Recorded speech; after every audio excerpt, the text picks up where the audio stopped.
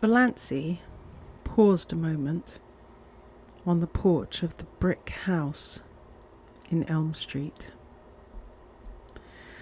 She felt that she ought to knock like a stranger.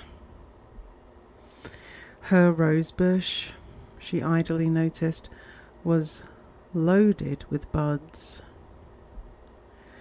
The rubber plant stood beside the prim door. A momentary horror overcame her. A horror of the existence to which she was returning. Then she opened the door and walked in.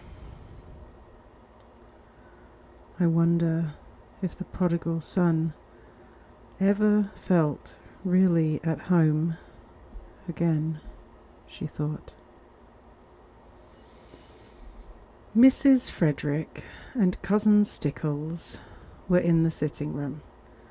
Uncle Benjamin was there too. They looked blankly at Valancy, realizing at once that something was wrong. This was not the saucy, impudent thing who had laughed at them in this very room last summer. This was a grey-faced woman with the eyes of a creature who had been stricken by a mortal blow. Valancy looked indifferently around the room. She had changed so much, and it had changed so little. The same pictures hung on the walls. The little orphan who knelt at her never-finished prayer by the bed whereupon reposed the black kitten that never grew up into a cat. The grey steel engraving of Quatre Bras, where the British regiment forever stood at bay. The crayon enlargement of the boyish father she had never known. There they all hung, in the same places.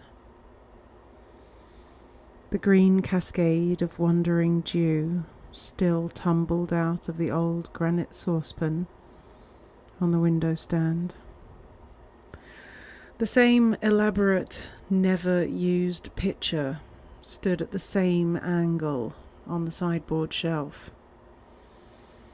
The blue and gilt vases that had been among her mother's wedding presents still primly adorned the mantelpiece. Flanking the china clock of berosed and besprayed ware that never went. The chairs in exactly the same places. Her mother and Cousin Stickles likewise unchanged, regarding her with stony unwelcome. Valancy had to speak first. "I've come home, Mother," she said tiredly. "So I see." Mrs. Frederick's voice was very icy. She had resigned herself to Valancy's desertion. She had almost succeeded in forgetting there was a Valancy. She had rearranged and organized her systematic life without any reference to an ungrateful, rebellious child. She had taken her place again in a society which ignored the fact that she had ever had a daughter and pitied her, if it pitied her at all, only in discreet whispers and asides. The plain truth was that by this time Mrs. Frederick did not want Valancy to come back, did not want ever to see or hear of her again. And now, of course, Valancy was here, with tragedy and disgrace and scandal trailing after her visibly. "So I see," said Mrs. Frederick. "May I ask why?" "Because I'm not going to die," said Valancy huskily. "God bless my soul," said Uncle Benjamin. "Who said you were going to die?" "I suppose," said Cousin Stickles shrewishly. Cousin Stickles did not want Valancy back either. "I suppose you've found out he has another wife, as we've been sure all along." "No. I only wish he had," said Valancy. She was not suffering particularly, but she was very tired. If only the explanations were all over and she were upstairs in her old, ugly room, alone. Just alone. The rattle of the beads on her mother's sleeves as they swung on the arms of the reed chair almost drove her crazy. Nothing else was worrying her, but all at once it seemed that she simply could not endure that thin, insistent rattle. "My home, as I told you, is always open to you," said Mrs. Frederick stonily.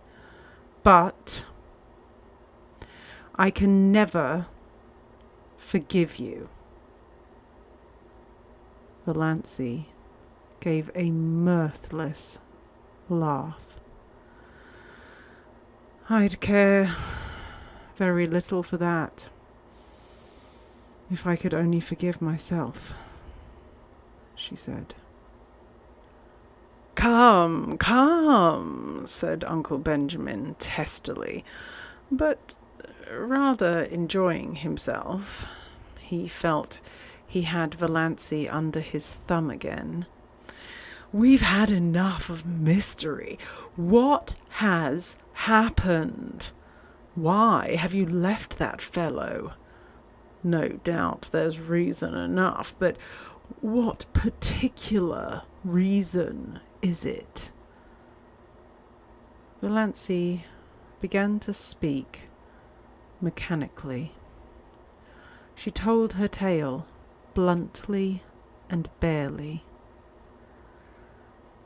"A year ago, Dr. Trent told me I had angina pectoris and could not live long. I wanted to have some life before I died. That's why I went away. Why I married Barney. And now I've found it is all a mistake. There is nothing wrong with my heart. I've got to live. And Barney only married me out of pity.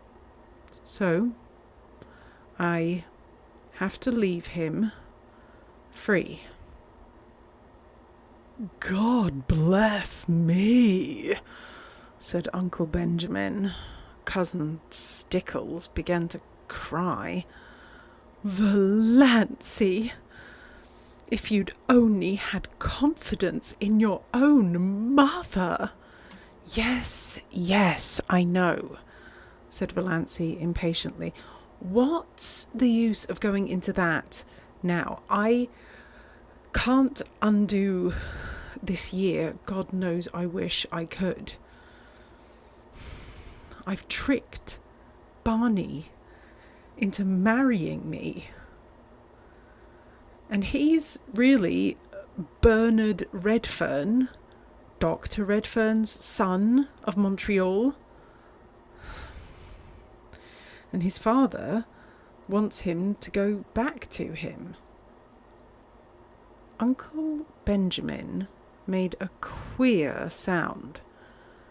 Cousin Stickles took her black-bordered handkerchief away from her eyes and stared at Valancy.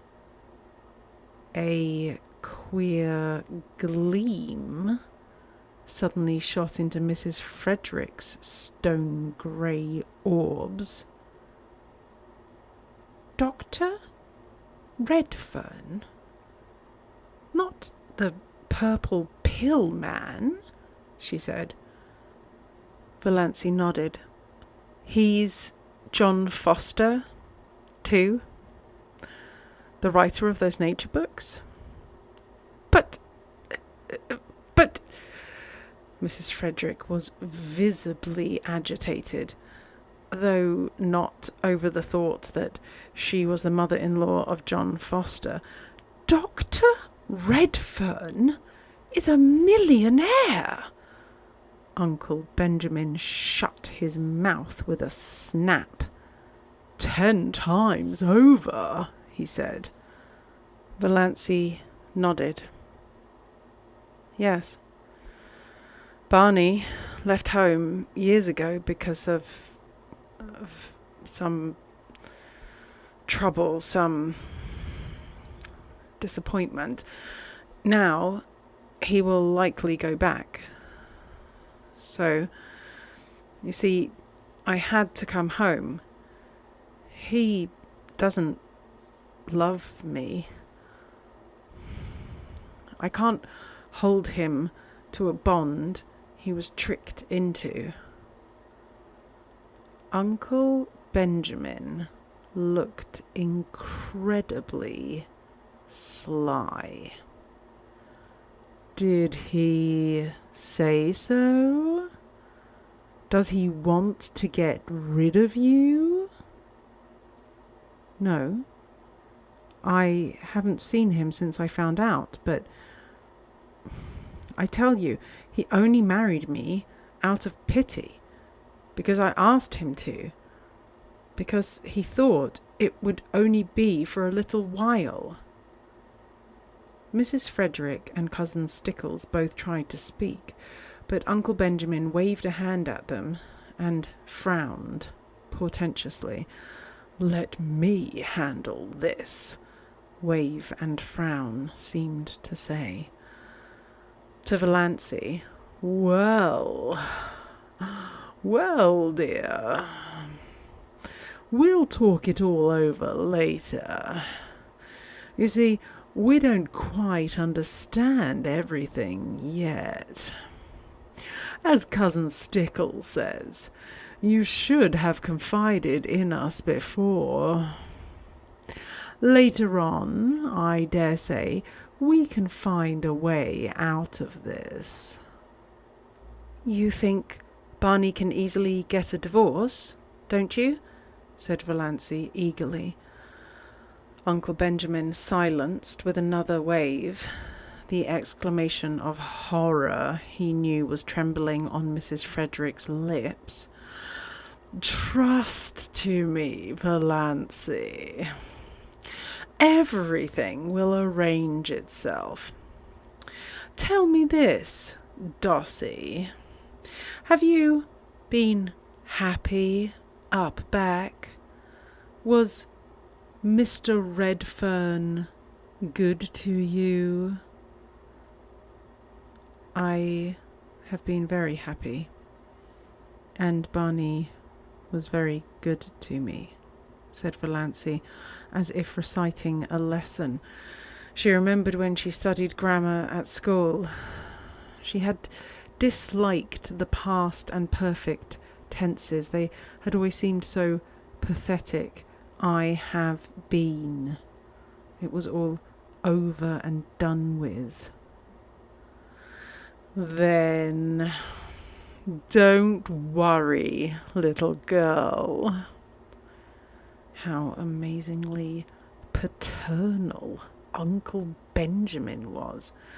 "Your family will stand behind you. We'll see what can be done." "Thank you," said Valancy dully. Really, it was quite decent of Uncle Benjamin. "Can I go and lie down a little while? I'm tired." "Of course you're tired." Uncle Benjamin patted her hand gently, very gently. "All worn out and nervous. Go and lie down, by all means. You'll see things in quite a different light after you've had a good sleep." He held the door open. As she went through, he whispered, "What is the best way to keep a man's love?" Valancy smiled wanly. But she had come back to the old life, the old shackles. "What?" she asked, as meekly as of yore. "Not to return it," said Uncle Benjamin with a chuckle. He shut the door and rubbed his hands, nodded and smiled mysteriously round the room. "Poor little Doss," he said pathetically. "Do you really suppose that Snaith can actually be Dr. Redfern's son?" gasped Mrs. Frederick. "I see no reason for doubting it. She says Dr. Redfern has been there. Why, the man is rich as wedding cake. Amelia, I've always believed there was more in Doss than most people thought. You kept her down too much, repressed her. She never had a chance to show what was in her. And now she's landed a millionaire for a husband." "But," hesitated Mrs. Frederick, he... they told terrible tales about him." "All gossip and invention. All gossip and invention.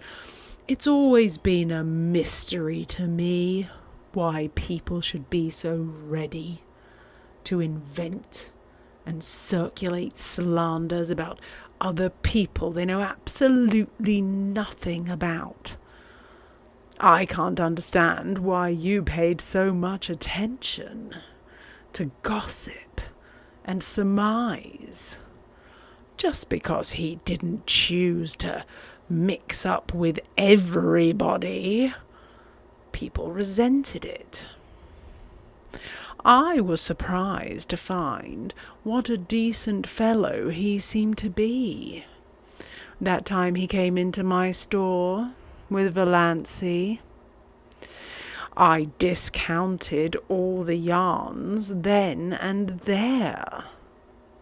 But he was seen dead drunk in Port Lawrence once, said Cousin Stickles, doubtfully, yet as one very willing to be convinced to the contrary. Who saw him? Demanded Uncle Benjamin truculently. Who saw him? Old Jemmy Strang said he saw him. I wouldn't take old Jemmy Strang's word on oath. He's too drunk himself half the time to see straight. He said he saw him lying drunk on a bench in the park. Redfern's been asleep there. Don't worry over that.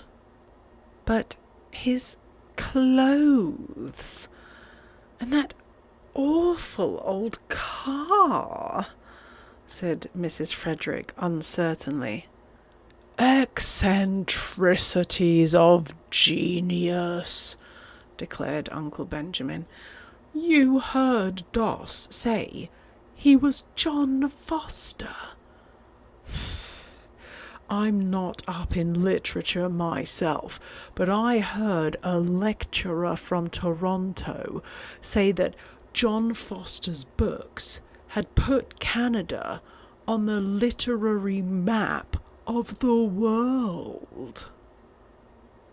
I suppose we must forgive her, yielded Mrs. Frederick. Forgive her? Uncle Benjamin snorted. Really, Amelia was an incredibly stupid woman. No wonder poor Doss had gone sick and tired of living with her. Well, yes. I think you'd better forgive her. The question is, will Snaith forgive us? What if she persists in leaving him? You've no idea how stubborn she can be, said Mrs. Frederick. Leave it all to me, Amelia. Leave it all to me. You women have muddled it enough. This whole affair has been bungled from start to finish. If you had put yourself to a little trouble years ago, Amelia, she would not have bolted over the traces as she did. Just let her alone.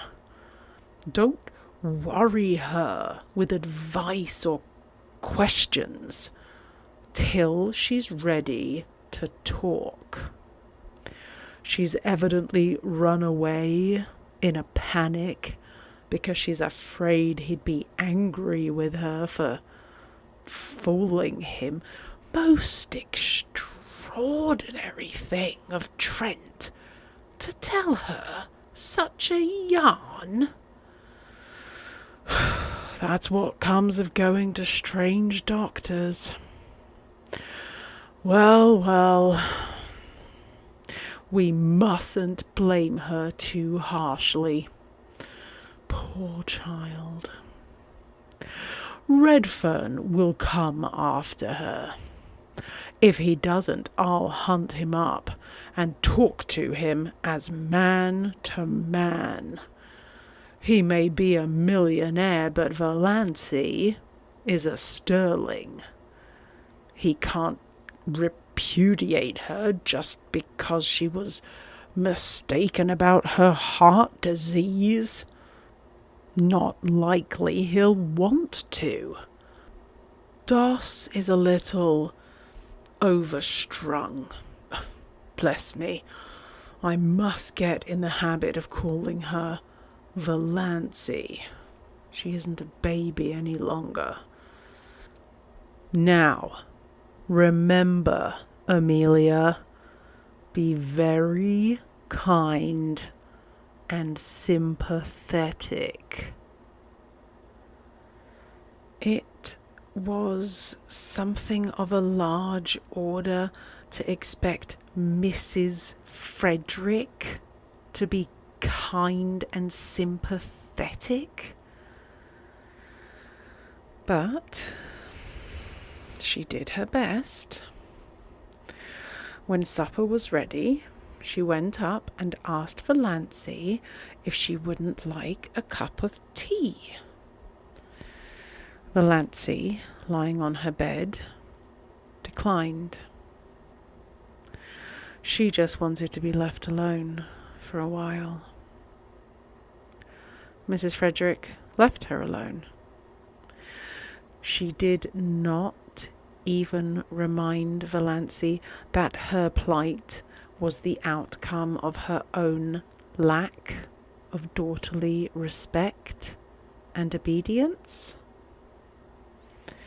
One could not exactly say things like that to the daughter-in-law of a millionaire.